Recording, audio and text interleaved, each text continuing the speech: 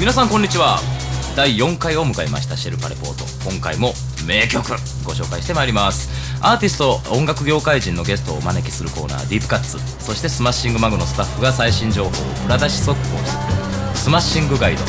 こういったコーナーを通じてまだ皆さんがご存じない、メディアでもあまり取り上げられてない、でも名曲名人というものを知ってもらえたら嬉しいです。そしてこの番組を iTunes Music Store で楽曲ダウンロード購入するきっかけにしてもらえればと思っています。いい音楽、いい番組、全部ダウンロードのキャッチフレーズで頑張っているライブ CM。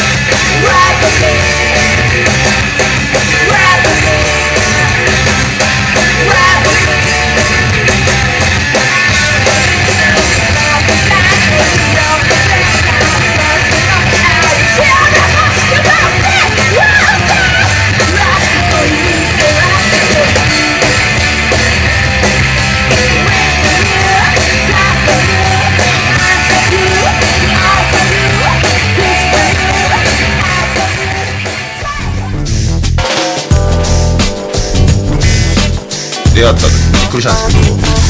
ストリートで出会ったんですけど、はい、話を聞いたら、毎日ストリートで演奏してる